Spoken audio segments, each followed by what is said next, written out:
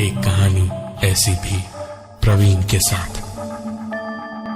बचपन से ही हमें अंधेरे से बहुत घबराहट होती थी। हम कभी अकेले रहे ही नहीं। अंधेरे में अकेले जाना तो दूर की बात थी। जिंदगी में कभी नहीं भूलेंगे जो आज हुआ हमारे साथ। हमारी पहली रात थी हॉस्टल में। सीनियर लोगों ने हम सब फर्स्ट ईयर वालों को घेर रखा था। कॉलेज में रैगिंग से आप बच भी जाएं, लेकिन हॉस्टल के अंदर तो उन्हीं के साथ रहना है। झक मार के रैगिंग झेलनी पड़ती है। सबको हल्के में जब सीनियर्स ने छोड़ दिया तो हमें लगा कि हम भी बच जाएंगे, लेकिन हमारी तो किस्मत ही मनहूस है। एक सबसे कठोर सीनियर की बारी आई हमारी रैगिंग के समय, और जिसका डर था उसने वही हमें करने को दिया। कूलर से पानी लाना था हमें। पूरा शहर जानता है कि उस कूलर से पानी लाने का मतलब है आपकी जिंदगी का बदल जाना। रात के अंधेरे में कॉलेज नहीं, किसी भूत बंगले जैसा दिखता है, और कॉलेज का ग्राउंड किसी कब्रिस्तान के जैसा। और इसी अंधेरे में हमें कॉलेज के 2 हॉस्टल, एक ग्राउंड, उसके बाद आने वाली सड़क, और फिर मैकेनिकल की बिल्डिंग पार करके कोने में लगे वाटर कूलर से पानी भर के लाना था।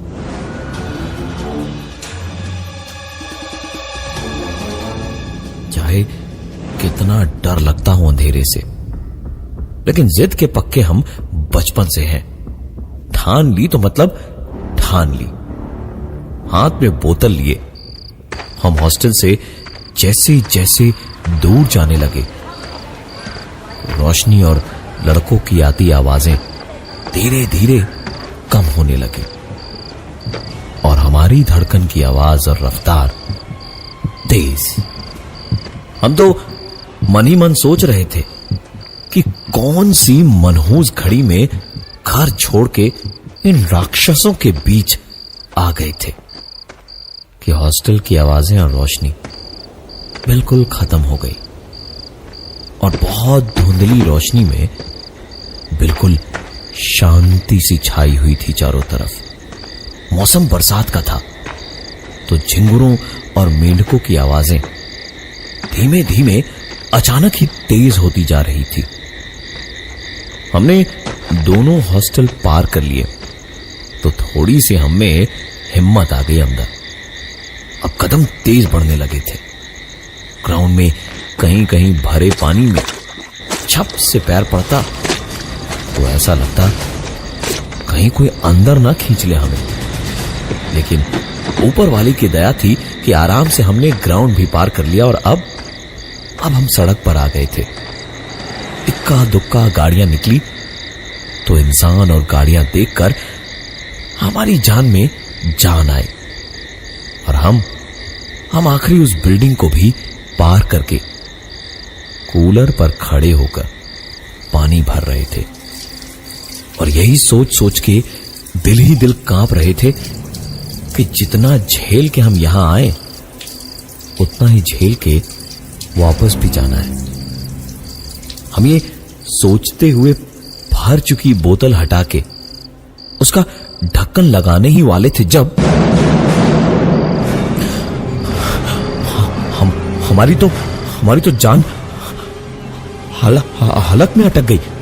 हम वहां से तुरंत वापस दौड़े, और जरा सा ही आगे होंगे कि हमें याद आया कि हड़बड़ी में हमने तो बोतल ही नहीं ली। वापस दौड़ के बोतल उठाकर भागने के हुए तो नीचे जो देखा उस पे विश्वास हमको भी नहीं हो रहा है।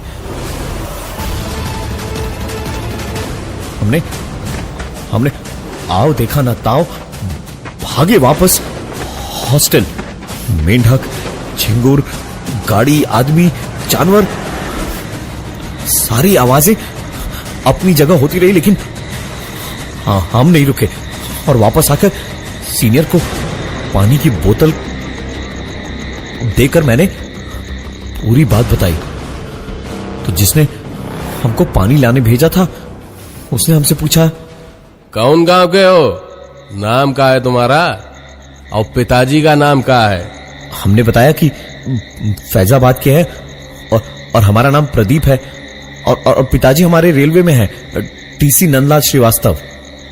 हमसे इतना सब कुछ सुनने के तुरंत बाद ही इतनी देर से हमारे पीछे पड़े हुए उस सीनियर ने खुश होते हुए हमसे हंसते हंसते कहा, अरे बड़ा गुनाह हो गया यार हमसे, हम भी बंगले से ही हैं। नंदलाल चाचा के लौंडे को पहले का ही नहीं बताए। चलो बोरिया बिस्तरा उठाओ, हमारे कमरे में चलो। मन तो किया कि कंटाप रसीद दे, लेकिन फिर सोचा सीनियर के साथ रहेंगे तो बचे रहेंगे। चले गए हम भी साथ में।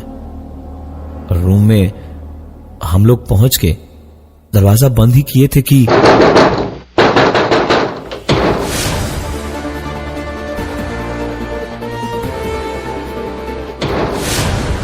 वो दरवाजा खोलने को उठा तो पता नहीं हमें क्या हो गया, हम खुद ही बोले। दरवाजा खोला तो अपनी मौत के जिम्मेदार आप खुद होंगे। सीनियर माना नहीं। उसका नाम भानु प्रताप सिंह था और बात जब उसकी इज्जत की हो तो पीछे तो वो मरने से भी नहीं हट सकता था। उठकर गया और लोहे का सरिया हाथ में लेकर एक झटके से दरवाजा खोला और पहले तो हंसा और फिर पलटकर प्रदीप पर चिल्लाया, अरे डरपोक, तुम इससे डर रहे थे हैं? हम जानते हैं ये बल्लू ही होगा, तुमको डराने के लिए ऐसे खटखटा के भागा है। कुछ नहीं है यहाँ पे, हम जा रहे सोने, तुम रखवाली करो कमरे की, समझे? और सुनो बालक, भानु प्रताप सिंह का कोई कुछ बिगाड़ने आएगा ना तो खटखटा के तो नहीं आएगा। इतना कह के उसने दरवाजा बंद कर दिया और सोने चला गया। प्रदीप करता भी तो क्या, नींद तो उसकी वाटर कूलर के पास जो उसने देखा था उसी से उड़ गई थी। और अब ये वो बैठे बैठे सोच ही रहा था जब फिर से इस बार प्रदीप खुद उठा दरवाजा खोलने को और पीछे देखा तो भानु भी उठ गया था। प्रदीप ने उससे कहा, सर परेशान ना होइए, इतने भी डरपोक नहीं है हम, बैठिए हम देखते हैं। इतना कह के प्रदीप ने दरवाजा खोला। बाहर कोई नहीं था। जो भी दरवाजा खटखटा रहा था वो आसपास ही होना चाहिए था, क्योंकि प्रदीप ने किसी के भाग के जाने की आवाज भी नहीं सुनी थी। प्रदीप ये देखने के लिए कमरे से बाहर निकल गया और गैलरी के एक कोने से दूसरे कोने तक का चक्कर मारने लगा। इधर कमरे के अंदर भानु गुस्से में दांत किटकिटाए जा रहा था कि जो भी उसे परेशान कर रहा था सुबह तक उसकी खैर नहीं। भानु तो सुबह के इंतजार में बैठा था और प्रदीप कमरे के बाहर खटखटाने परेशान करने वाले को ढूंढ रहा था।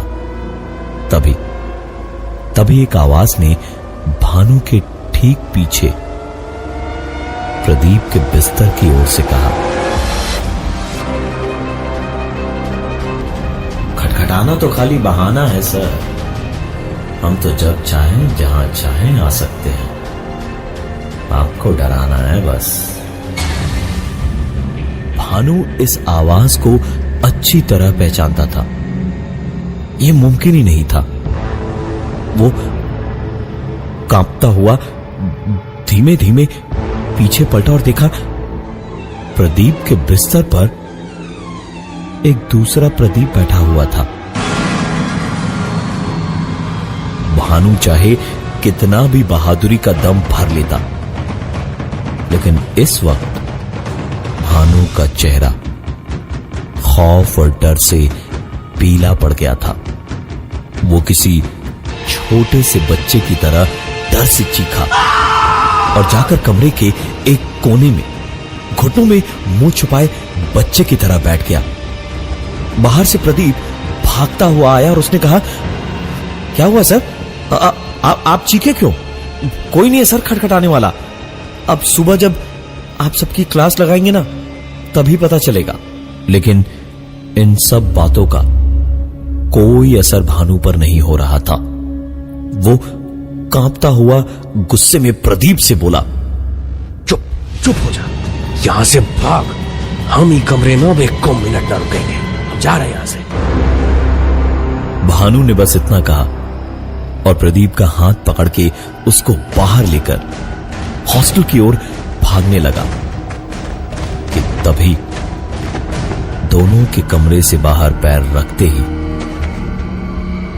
दरवाजा उनके सामने बंद होता गया और बंद होते दरवाजे से भानु ने देखा कि प्रदीप वाले पलंग पर एक दूसरा प्रदीप बैठा मुस्कुराता हुआ उन दोनों को तब तक देखता रहा जब तक दरवाजा बंद नहीं हो गया।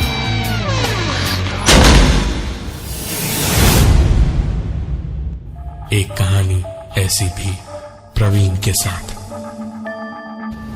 दरवाजा जैसे ही पूरा बंद हुआ, भानु जैसे नींद से जागा और प्रदीप का हाथ पकड़ के बोला, यहां से भाग। और भानु प्रदीप को लेकर वहां से बाहर भागा। हॉस्टल के कमरे के सामने की पतली सी गैलरी में से दोनों लड़के भाग रहे थे और पूरी गैलरी में उनके कदमों की आवाज गूंज रही थी। भानु और प्रदीप दौड़ते हुए अंधेरे गलियारे से सीढ़ियों की ओर जा ही रहे थे जब सीढ़ियों के ठीक पहले, जहां से उन्हें सीढ़ियां दिखने लगी थी, आखिरी कमरे का दरवाजा जरा सा खुला और उस अंधेरे में प्रदीप ऐसे खींचता चला गया जैसे कोई अजगर अपना शिकार सांस के साथ खींच लेता है। गूंजती रही तो बस प्रदीप की चीखें। भानु ये देखकर वहीं का वहीं बर्फ की सिल्ली जैसा जमकर खड़ा रह गया। चीखें बंद होने के कुछ देर बाद तक भी भानु के कानों में प्रदीप की चीखें गूंज रही थी। भानु से सभी डरते थे और भानु इतनी बुरी तरह घबराया हुआ था। यह ख्याल खुद भानु को बहुत ज्यादा परेशान किए हुए था। वो कमरा जिसके अंदर प्रदीप खींचता चला गया था, वो भानु के क्लासमेट का ही था। भानु ने तुरंत दरवाजे को जोर जोर से खटखटाना शुरू किया। तकरीबन 1 मिनट तक दरवाजा खटखटाने के बाद कहीं जाकर दरवाजा आधी नींद में उसके क्लासमेट अमित ने खोला और पूछा, अरे भानु भाई क्या हुआ? भानु अमित को धक्का मारता हुआ सीधा कमरे में घुस गया और इधर उधर देखने लगा। इस बीच अमित उससे बोलता रहा, अरे भाई बताओ तो सही क्या हुआ है, क्या ढूंढ रहे हो? अरे आखिर हुआ क्या है? इतनी अफरा तफरी में अमित का रूममेट राजेश भी जाग गया और दोनों ही हैरान थे क्योंकि भानु पूरे कमरे को उथल पुथल किए पड़ा था, पागलों की तरह कुछ ढूंढे जा रहा था लेकिन उसे मिल नहीं रहा था। कुछ देर तक देखकर अमित और राजेश ने आखिरकार भानु को पकड़कर रोका और कहा, भाई लगता है तूने ज्यादा पी लिया है, चल तेरे कमरे में तुझे छोड़कर आते हैं, तुझे वहीं चैन मिलेगा। भानु तो अब तक जैसे बेहोश था। हैरानी से अब उठा और उसने कहा, वो कहां गया? अभी तो मेरे साथ था, अंदर खींचा मेरे सामने उसको। अरे उसे बचाना पड़ेगा नहीं तो मर जाएगा। ढूंढो भाई, ढूंढो उसे, ढूंढो ना, ढूंढो। अमित और राजेश दोनों ने किसी तरह उसे समझा बुझाकर चुप कराया और खींचते हुए उसे कमरे तक ले गए। भानु भी दरअसल इतनी भाग दौड़ उथल पुथल के बाद बहुत बुरी तरह से थक चुका था। बेहोशी सी छा रही थी उस पर। कमरे में ले जाकर अमित और राजेश ने भानु को सुला दिया और बाहर निकलने को हुए तो एक आवाज हुई। आवाज सुनकर दोनों पीछे मुड़े और देखा भानु अपने पलंग पे लेटा सो रहा था और दरवाजा अपने आप बंद हो रहा था। दरवाजा बंद हुआ और अंदर से कुंडी लगने की आवाज आई।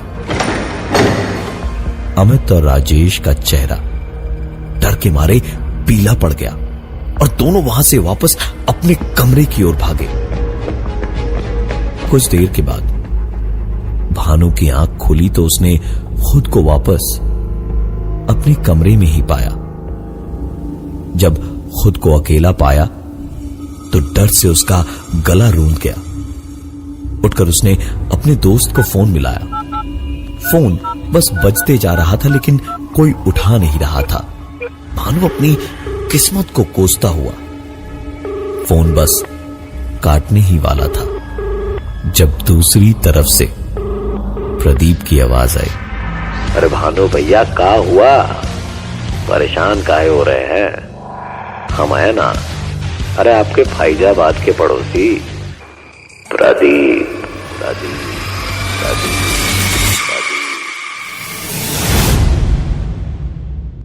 एक कहानी ऐसी भी प्रवीण के साथ।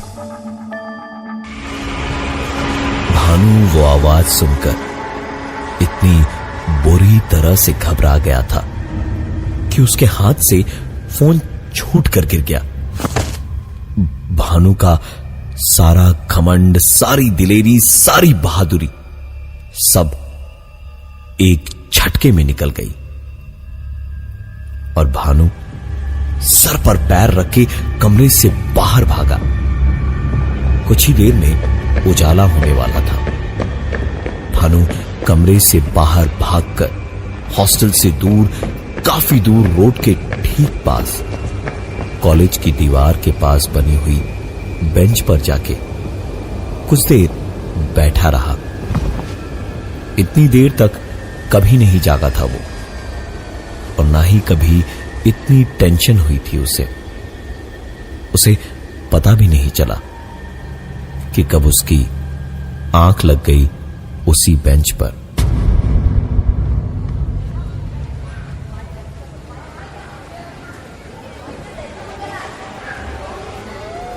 नींद तब खुली जब भानु ने बहुत सारे लोगों की और एम्बुलेंस के सायरन की आवाजें सुनी। भानु उठा और देखा कि कुछ दूर उसी वाटर टैंक के पास भीड़ लगी हुई थी। भीड़ को चीरता हुआ भानु उस भीड़ में घुसा तो उसने जो देखा उस पर यकीन करना मुश्किल था। सामने पानी की एक आधी भरी बोतल मुट्ठी में जकड़े हुए प्रदीप की लाश पड़ी थी। आंखें और मुंह उसके ऐसे खुले थे जैसे कुछ देखकर डर से उसकी जान निकल गई। भानु शायद 10 सेकंड ही वहां खड़ा था, लेकिन उसे लगा जैसे पता नहीं कब से वो वहीं पर खड़ा था। एक चक्कर सा आया तो भानु वहां से वापस अपने हॉस्टल की ओर भागा और भागते भागते हॉस्टल के पास पहुंचा तो उसे अपना एक दोस्त मिला। भानु ने एक सांस में ही उसे पूरी बात बताई तो उसका वो दोस्त जोर से हंसते हुए बोल पड़ा, अरे भाई, मैंने तो तुझे हमेशा गुस्से में या लड़ते झगड़ते हुए ही देखा है, मजाक भी कर लेता है, ये नहीं पता था मुझे। भानु की आंखों में आंसू छलक आए थे। वो सीधा अपने कमरे की ओर भागा और कमरे तक पहुंचते पहुंचते भानु की सांसें बहुत तेज हो चुकी थी। नब्ज किसी सुपर फास्ट ट्रेन की तरह भाग रही थी। धीरे धीरे भानु पर बेहोशी सी छाई जा रही थी। उसे सांस लेने में काफी दिक्कत हो रही थी। बंद होती हुई आंखों से उसने अपने कमरे के दरवाजे पर देखा। प्रदीप हाथ में पानी की बोतल लिए खड़ा था और उसकी तरफ हाथ बढ़ाए हुए था कि जैसे भानु को पानी पीने को कह रहा हो। 3 दिन के बाद पोस्टमार्टम की रिपोर्ट्स आई तो पता चला कि प्रदीप की मौत रात को तकरीबन 11:30 बजे हुई थी और भानु की अगली सुबह करीबन 7 बजे। इसका मतलब जो पानी भर के वापस आने पर प्रदीप ने भानु को बताया था वो सच था कि उसने वहां अपनी खुद की लाश देखी थी। तो फिर रात भर भानु के साथ कौन था? आज भी उस इंजीनियरिंग कॉलेज में रैगिंग के नाम पे छोटी मोटी शरारतें तो होती हैं, लेकिन रात में तो क्या, दिन में भी उस वाटर कूलर के पास कोई नहीं जाता, कोई नहीं जाता। मैं हूं प्रवीण और ये थी आज की एक कहानी ऐसी भी।